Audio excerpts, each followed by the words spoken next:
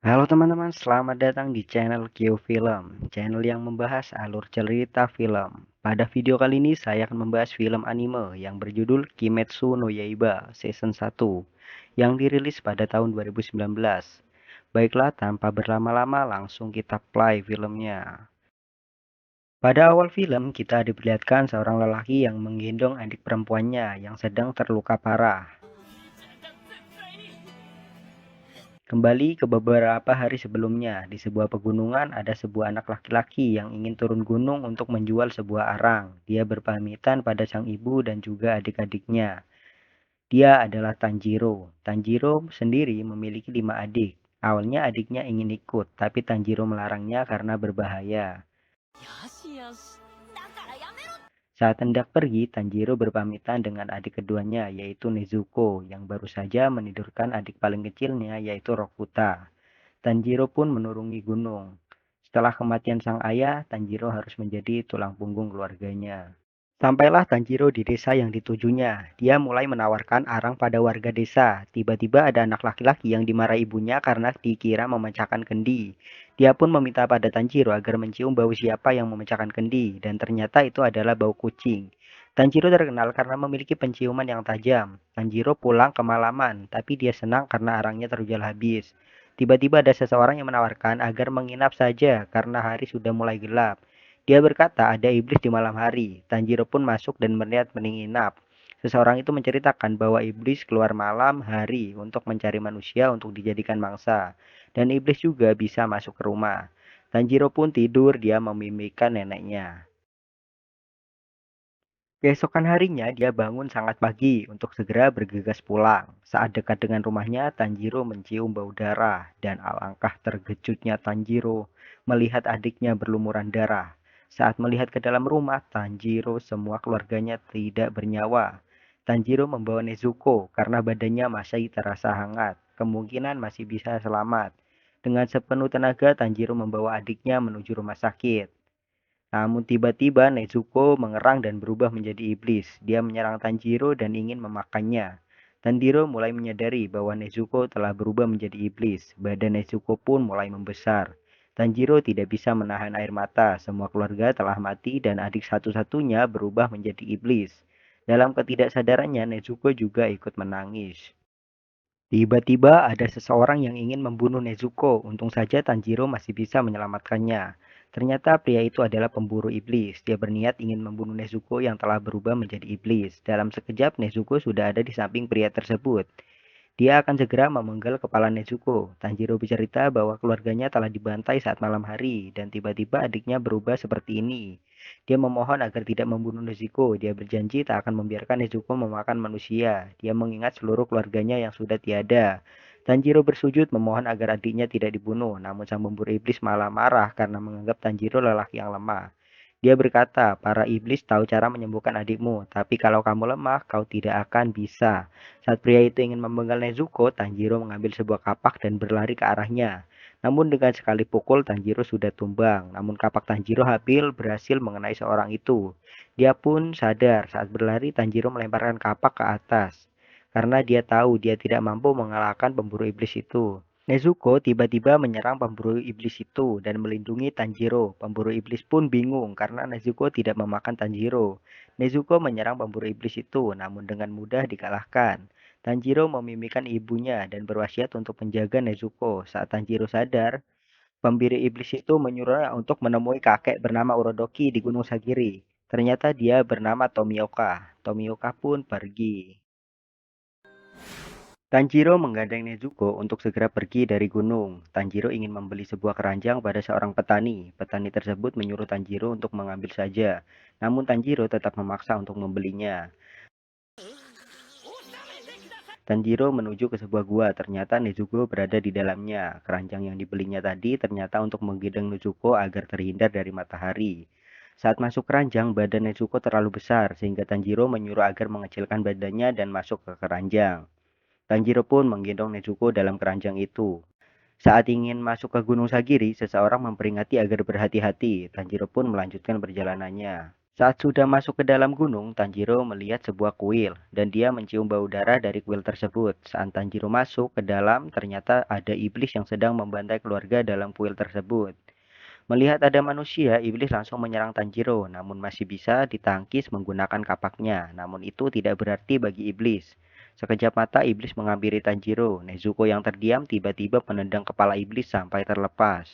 Tanjiro terkejut melihat Nezuko, namun iblis itu masih tidak mati walau terlepas kepalanya. Kepala iblis menyerang Tanjiro sedangkan badannya menyerang Nezuko. Tanjiro melempar kepala iblis hingga tertancap ke sebuah pohon, lalu dia menyelamatkan Nezuko dengan mendorong badan iblis ke jurang.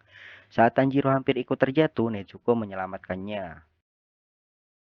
Tanjiro ingin membunuh kepala iblis yang masih tercancap dengan sebuah belati. Namun tiba-tiba ada seseorang bertopeng berkata bahwa Tanjiro tidak bisa membunuh iblis menggunakan belati itu. Lalu Tanjiro bertanya bagaimana cara membunuhnya. Pria bertopeng itu menjawab Tanjiro harus memikirkannya sendiri. Tanjiro mengambil sebuah batu besar berharap menghancurkan kepala iblis itu. Namun Tanjiro tidak tega membunuhnya. Pria bertopeng itu mencium aroma kebaikan dari tubuh Tanjiro. Itu yang membuat Tanjiro tidak bisa membunuh iblis itu. Tiba-tiba terbit matahari dan iblis itu langsung terbakar dengan sinarnya. Tanjiro sangat kaget. Dia melihat Nezuko yang sudah bersembunyi di dalam keranjang. Tanjiro menghampiri pria bertopeng yang sedang menguburkan para korban iblis. Pria bertopeng itu memperkenalkan diri. Dia adalah Urokodaki, pria yang sedang ditari Tanjiro. Urokodaki bertanya pada Tanjiro, apa yang kau lakukan bila adikmu memakan manusia? Namun Tanjiro hanya diam saja. Urokodaki berkata, bila adikmu memakan manusia, kamu harus membunuhnya dan membelah perutnya sendiri, lalu matilah. Lalu Rokodaki mengajak Tanjiro ke rumahnya. Tanjiro berlari dengan sekuat tenaga. Dia mengingat adiknya Nezuko. Itu membuat dirinya kuat. Saat sudah sampai di rumah Urokodaki, Tanjiro sangat kelelahan. Dan ternyata ujiannya baru akan dimulai. Tanjiro menitipkan Nezuko di rumah Urokodaki, lalu dia menaiki gunung untuk melakukan ujian. Tanjiro terlihat sangat kelelahan. Sampai di puncak, Gunung Orokodaki menyuruh Tanjiro agar turun sebelum matahari terbit. Tanjiro yang sudah terbiasa dengan gunung merasa tugasnya sangat mudah. Baru saja melangkah, Tanjiro sudah terkena jebakan. Dia pun sadar bahwa seluruh tempat itu dipenuhi perangkap. Di sana juga udaranya sangat tipis, berbeda dengan gunung di rumah Tanjiro. Kepalanya sedikit pusing. Tanjiro mengatur napas dan mencium bau jebakan, lalu dia berlari ke bawah.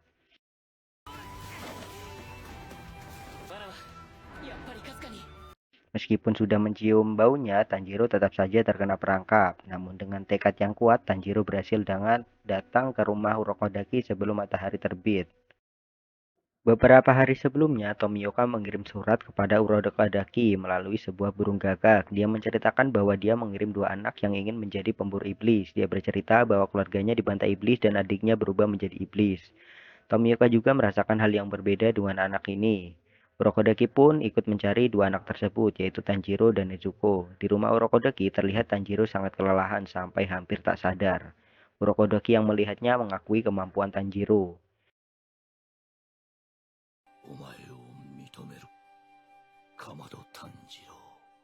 Di malam hari, Tanjiro menulis di buku hariannya tentang seluruh kegiatannya. Setelahnya, Urokodaki mengajak Tanjiro untuk berlatih lagi. Urokodaki menjelaskan dia adalah penempa pedang. Para pemburu iblis harus bertahan di seleksi akhir di Gunung Fujikasane. Terlihat Tanjiro sudah mulai lihai melewati seluruh jebakan di gunung. Penciumannya lebih tajam, gerikannya semakin lincah, dan tingkat jebakannya pun semakin sulit. Setelahnya, Tanjiro mulai berlatih menggunakan pedang. Dia tampak cukup kesulitan mengendalikan pedang. Dia berlatih mengayunkan pedang. Urokodaki mengatakan bahwa pedang secara vertikal memang kuat, tapi secara horizontal sangat lemah. Jadi harus bisa membuat posisi yang tepat agar pedang tidak patah. Tanjiro berlatih bertarung dengan Urokodaki, namun dia masih belum bisa menguasai pedang dengan sempurna. Itu membuat dia selalu terjatuh melawan Urokodaki. Setelahnya Urokodaki mengajarkan ilmu pernapasan dan kuda-kuda. Ilmu bertahan di air, semua jurus Urokodaki mengajarkannya kepada Tanjiro. Setelah 6 bulan lamanya, Nezuko tidak bangun dari tidurnya. Urokodaki memanggil dokter, namun tidak ada penyakit setelah diperiksa. Tanjiro sangat khawatir, namun demi sang adik, Tanjiro terus berlatih dengan keras. Hingga tepat 1 tahun, Urokodaki telah mengajarkan semua ilmunya pada Tanjiro. Urokodaki menyuruh Tanjiro untuk membelah sebuah batu yang sangat besar sebelum Tanjiro mengikuti tes terakhir di Gunung Fujikasane. Setelahnya, Urokodaki meninggalkan Tanjiro tanpa mengajarkan apapun lagi. Tanjiro mencoba memukul batunya, namun itu tidak berdampak apa-apa. Tanjiro berlatih sendiri dengan ilmu-ilmu yang telah diajarkan Orokodoki melalui semua yang dia catat di buku hariannya. Setelah berlatih 6 bulan, Tanjiro tetap tidak bisa membelah batu besar itu. Itu membuatnya sedikit putus asa. Tiba-tiba ada seorang pria di atas batu besar itu. Dia mengatakan bahwa pria tidak boleh merengek dan harus terus maju apapun masalahnya. Lalu dia menyerang Tanjiro. Tanjiro bingung kenapa pria itu menyerangnya, namun pria itu terus menyerang Tanjiro dan dia mengatakan dia bisa membelah batu itu. Pria itu berlari seperti kilat dan dengan mudah menjatuhkan Tanjiro. Pria itu mengenal Urokodaki, bahkan mengetahui jurus Urokodaki juga. Tanjiro kembali bangun dan menyerangnya. Pria itu terus memotivasi Tanjiro untuk tidak patah semangat, lalu menghantam Tanjiro dengan pedang kayunya. Tiba-tiba ada seorang wanita yang mendatangi Tanjiro. Dia menyuruh Tanjiro terus berlatih dan dia akan mengawasinya. Wanita itu bernama Makomo dan pria yang tadi bersama Sabito. Makomo membantu latihan Tanjiro menjadi lebih baik. Ternyata Makomo dan Sabito adalah murid Urokodaki juga. Makomo menjelaskan tentang ilmu pernapasan, namun Tanjiro tidak paham lalu bertanya bagaimana caranya. Makomo menjawab cara satu-satunya adalah berlatih setengah mati. Setelah 6 bulan lamanya Tanjiro berlatih, akhirnya dia menantang kembali Sabito. Tanjiro terlihat lebih dewasa sekarang. Dia pun menggunakan jurus pernapasannya lalu berlari ke arah Sabito dan Tanjiro berhasil membelah topeng Sabito. Sabito tersenyum dengan itu. Makomo juga mengatakan bahwa Tanjiro berlatih dengan baik. Tapi tiba-tiba ternyata batu yang besar itu sudah terbelah menjadi dua. Tanjiro menjelaskan dia bisa menang melawan Sabito karena dia bisa mencium garis benang dari pedangnya.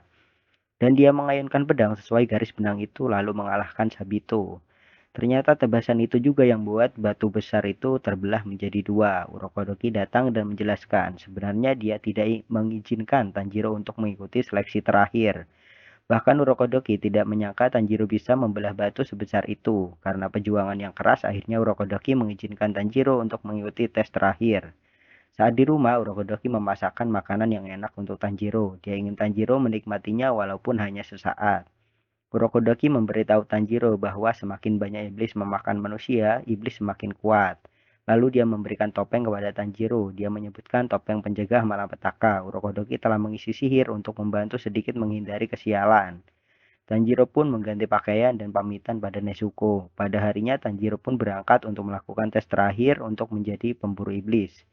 Dia berkata untuk menjaga Sabito dan Makomo kepada Urokodaki. Urokodaki pun heran mengapa Tanjiro bisa mengetahui mereka. Ternyata Sabito dan Makomo sudah mati. Akhirnya Tanjiro sampai di Gunung Fujikasane. Di sana terlihat sangat banyak peserta yang mengikuti seleksi terakhir ini. Di sana ada dua orang wanita yang menjelaskan bahwa di dalam gunung banyak sekali monster.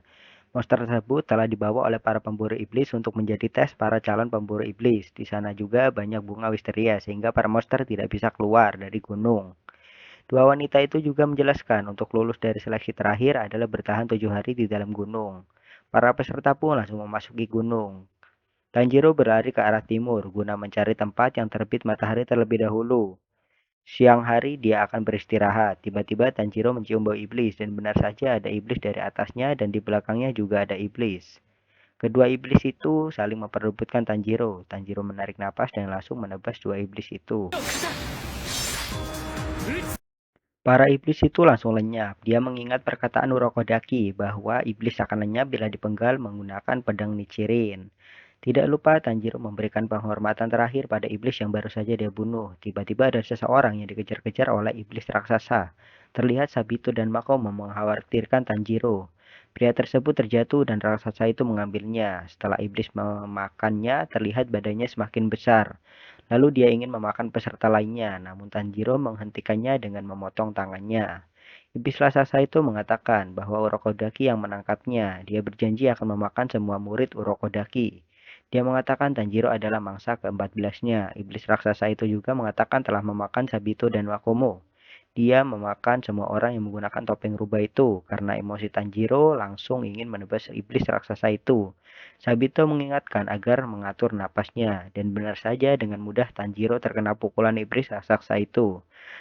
Saat iblis itu ingin memakan Tanjiro, Tanjiro bermimpi adiknya. Itu membuat Tanjiro bangun dan mulai melawan iblis raksasa itu. Tanjiro berniat untuk mengalahkannya. Tiba-tiba ada tangan yang muncul dari tanah. Tanjiro pun melompat dengan sangat tinggi. Makomo bertanya pada Sabito, apakah Tanjiro akan kalah? Sabito menjawab bisa menang, bisa kalah. Tapi hanya Tanjiro yang mampu membelah batu sebesar itu. Tanjiro berhasil menghindari semua serangan iblis raksasa itu. Dia melompat untuk mendekatinya dan memenggal kepalanya. Kepala iblis raksasa itu pun terpenggal dan badannya pun mulai lenyap. Tanjiro memegang tangannya lalu memberikan penghormatan terakhirnya. Terlihat semua murid Urokodaki berkumpul menyaksikan kemenangan Tanjiro. Mereka pun pergi dengan tenang. Tanjiro melanjutkan perjalanannya. Dia bertemu dengan iblis, namun dengan sekali ayunan pedang, iblis itu lenyap. Akhirnya Tanjiro sampai di rumunan bunga wisteria. Dia pun berhasil bertahan di dalam gunung itu. Terlihat hanya 4 orang yang selamat. 2 wanita mengucapkan selamat kepada 4 peserta. Mereka pun diberikan gagak untuk menemani tugas mereka. Gagak sesuai bisa digunakan untuk berkomunikasi. Tiba-tiba seorang pria memukul wanita karena ia ingin cepat mendapatkan pedang Nichirin. Tanjiro pun melarainya dengan mencekram tangannya. Setelahnya mereka semua disuruh untuk memilih baja untuk digunakan membuat pedang mereka. Tanjiro bingung karena semuanya terlihat sama. Dengan yakin Tanjiro maju dan memilih. Tanjiro lalu berjalan pulang. Terlihat dia sangat kelelahan dan kehabisan tenaga. Namun demi Nezuko, dia berdiri dan melanjutkan perjalanannya. Setelah sampai di rumah Orokodoki, ternyata Nezuko sudah sadar. Nezuko langsung memeluk Tanjiro. Mereka saling melepas rindu. Orokodoki yang senang melihat Tanjiro pulang dengan selamat pun memeluk mereka berdua. Di malam harinya, Orokodoki memberitahu pada Tanjiro bahwa masih banyak iblis yang lebih berbahaya di luar sana. Namun Orokodaki percaya bahwa Tanjiro bisa menyelesaikannya. Orokodaki juga menjelaskan bahwa Nezuko berbeda dengan iblis lainnya. Nezuko bisa memulihkan tenaga dengan tidur, tidak dengan memakan manusia. 15 hari setelahnya ada seseorang memakai topi dan bertopeng. Dia bernama Haga Nezuka. Dia menyukai warna rambut dan warna mata Tanjiro yang berwarna merah. Dia berharap pedangnya juga akan berwarna merah. Ternyata dia adalah seseorang yang mengantarkan pedang Nichirin milik Tanjiro yang baru jadi. Ketika Tanjiro membuka pedangnya, pedang Tanjiro berubah menjadi warna hitam. Warna hitam adalah warna yang jarang ada di semua pembunuh iblis. Tiba-tiba Gagak menyuruh Tanjiro untuk pergi ke kota timur laut. Di sana banyak gadis yang hilang setiap malam. Kita diperlihatkan dengan sepasang remaja dan gadis yang tengah berjalan-jalan di malam hari. Dengan sekejap, gadis itu menghilang. Ini adalah misi pertama Tanjiro. Tanjiro pun bersiap untuk menjalani misi pertamanya. Urokodoki menjelaskan bahwa bajunya cukup tahan dengan serangan iblis yang lemah. Dan pedangnya belum diketahui detailnya karena jarang ada yang memiliki warna hitam. Dia juga memberi Tanjiro kotak yang ringan untuk memudahkan Tanjiro menggendong Nezuko di siang hari. Lalu Nezuko masuk ke dalam kotak tersebut. Tanjiro pun berpamitan kepada Urokodaki untuk menyelesaikan misi pertamanya.